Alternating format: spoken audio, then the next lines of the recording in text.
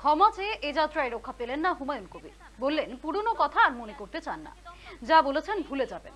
এবার থেকে দলের শৃঙ্খলা মেনে চলবেন।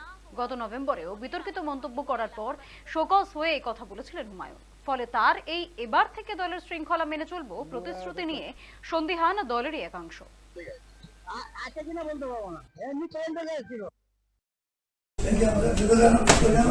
না জাস্ট একটু ছবি নিয়ে বেরিয়ে যাচ্ছে, ছবিটা নিয়ে বেরিয়ে যাচ্ছে।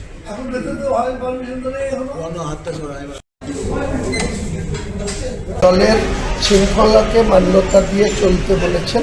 আমি বলেছি আগামী দিনে নিশ্চয়ই চেষ্টা করব আমার আমাদের দলের নেত্রী মমতা বন্দ্যোপাধ্যায় এবং যে ডিসিপ্লিনারি কমিটি, সেই কমিটিকে সম্মান দিয়ে মান্যতা দিয়ে আমি আগামী দিনে চলব। ডিসিপ্লিনারি কমিটি এটা সিদ্ধান্ত হয়েছে, এনারা কী বলবেন কী করবেন সেটা সুবনদেববাবু বলবে। আর আমি আমার তরফ থেকে এটুকু বলবো যে ডিসিপ্লিনারি কমিটি আমাকে যে প্রশ্নে রেখেছিলেন, আমি সেখানে আমাকে মৌখিকভাবে যে কথা বলেছেন আমার খুব ভালো লেগেছে ওনাদের কথা। সেই কথা আগামী দিনে আমি মান্যতা দিয়ে কি দুটো কথা কি বলেছিলাম সেটা নিয়ে যেতে চাই। আমি শুধু ডিসিপ্লিনারি কমিটির কাছে প্রেজেন্ট হয়েছি। এনারা আমাকে যে মৌখিক যে কথা বলেছেন, আমার সেই কথার মধ্যে আমার সম্মান আরও বেড়েছে।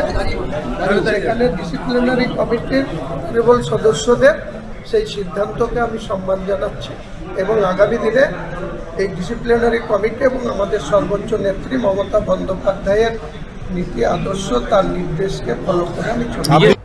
আমরা আলটিমেটলি আমাদের নেত্রীর কথা মেনে চলি। তো নেত্রী কত নির্দেশ দিয়েছেন এবং আমরা সেগুলো সবাই মেনে চলছি।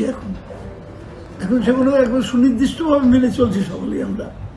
সে আমি পরিষদের মধ্যে হলো মেনে চলতে হবে, ববিকেও মেনে চলতে হবে, অরূপকে মেনে চলতে হবে, চন্দ্রিমাকে মেনে সব সিনিয়র মেম্বারদের মেনে চলতে হবে, সবাইকে মেনে চলতে হবে। এটা ওকে বুঝিয়ে বলা হলো যে তুমি কিন্তু এর বাইরে না, তোমার মনে ক্ষোভ থাকবে, দুঃখ থাকবে, বেদনা থাকবে, তার এক্সপ্রেশনের জায়গা অন্য, কিন্তু পাবলিক প্লেসে পাবলিকলি তুমি এই ধরনের কথা বলতে পারো না। তুমি যখন বললাম যে তুমি কি সংবিধানের প্রতি দায়বদ্ধ হয়ে এমএলএ হওনি, তাহলে হ্যাঁ হয়েছে, তাহলে তুমি সংবিধানকে মেনে চলতে বাধ্য। তো ন্যাচারালি এগুলো তাকে বলা হয়েছে এবং সে এগ্রি করেছে যে আমি এগুলো সব মেনে চলবো এখন থেকে। এবং যদি ওর অন্যান্য কোনো বিষয়ে কোনো ক্ষোভ থাকে, অভিযোগ থাকে, সেটা জানাবে আমাদের কাছে জানাবে, আমরা যথাযথ জায়গায় সেটা প্লেস করব।